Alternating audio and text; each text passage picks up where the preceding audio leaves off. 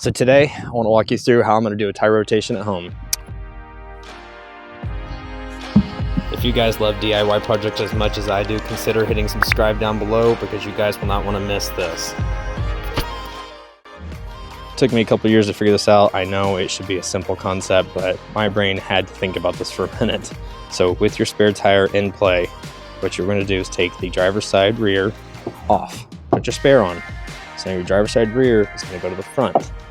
You want to take your driver's side front off, and it will take the spot of the passenger rear.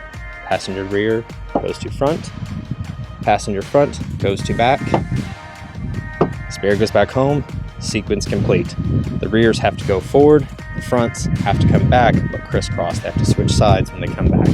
That's your sequence. Like I said, if it sounds dumb to you guys, sound off in the comments below. It took me a couple years to figure it out, especially doing it at home, because you want to keep all 3 or 4 tires on the ground without actually having it lifted up in the air with the 2-post jack. It's kind of hard to do. So just use your spare, take the place of it, and you complete the pattern on the rear driver's side where you started. So I got this fancy new jack from Walmart, which normally I would not be fond of, but it was such a deal. I had to be looking for one. It's normally $139. I got it for 54 bucks.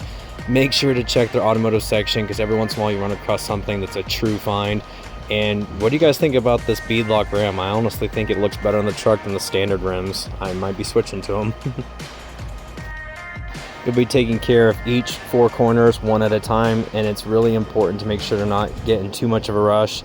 Take your time, make sure when you lift it that the vehicle's not shifting or slowly sinking or sagging, because even lifting at one point can be very dangerous. So take your time, and when you go to hook these back up, make sure you torque them down to 150 foot-pounds. All right guys, so when we initially put this one on, didn't actually torque it down to spec as much. Got it pretty tight by hand, but we didn't do the 150 foot-pounds just because this one would be the final tire we come back to and finalize the entire sequence with.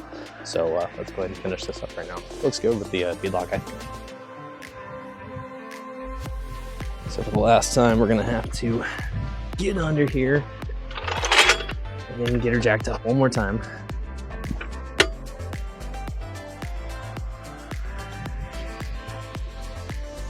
So, I'm actually going to draw you guys in closer and we're going to finalize this real quick, but the impact should be able to take these off.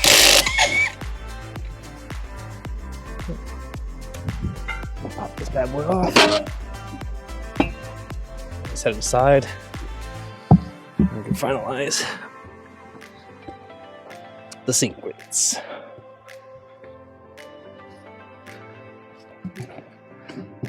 You want to be real careful also whenever putting these on, not to get your fingers or hands directly into the tire just in case it fell.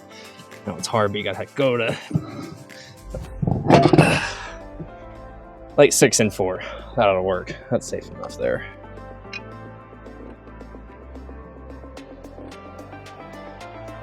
All right, you guys are literally seeing what I'm seeing.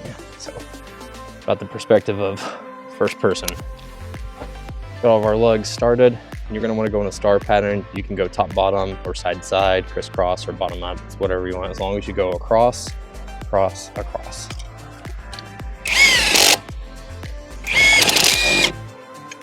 Helps if that stays. That's kind of away the camera. Extension.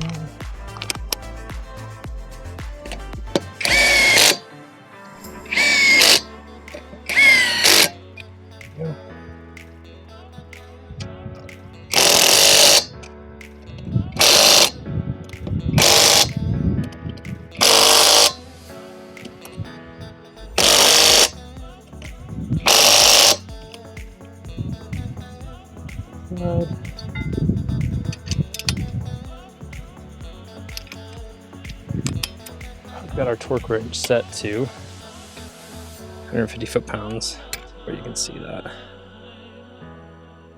150 foot-pounds. And same thing, you just want to go in a star pattern. It is a little free spinning, so we're actually going to put it down just a little bit so there's a little bit of weight on it. Does not take much.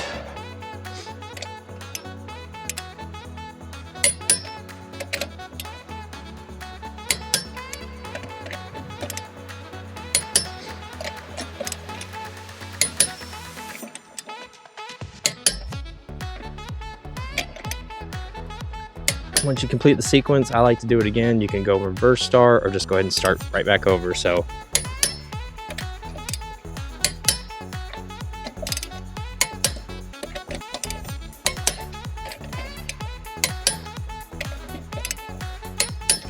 all right, now that that's done, we can take it for a test drive.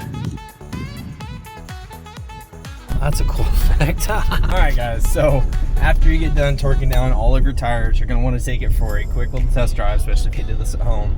It doesn't hurt to go at least 50 miles, but take it around the block, you know, a mile or two, and go ahead and run that torque wrench back around all 6 lugs on all 4 tires.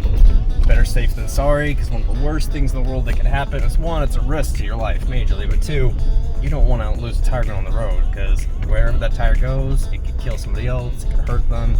You don't want to experience that, plus it's just more damage to your vehicle. So better safe than sorry, like I said. Save yourself the headache, just go ahead and run it back around all 4 tires, all 6 lugs, 150 foot-pounds, ratchet. But other than that, I appreciate the love and support. Thank you guys so much for watching. If you enjoyed this, please consider hitting like, subscribe, stick around, because I will be doing way more to this truck as we get into these summer months. I've got stuff like the oil pan to take care of. I've got more computer stuff tuning to do through Forescan. I've got way more upgrades I want to do. I do want some more LED lights on the truck. So much more to come on this. Please stick around. If not, you know, your friends might be telling you about the future. You don't want that. That'd be embarrassing. Because remember, you found it first, not them. So thank you guys for all the love and support. We'll catch you in the next one.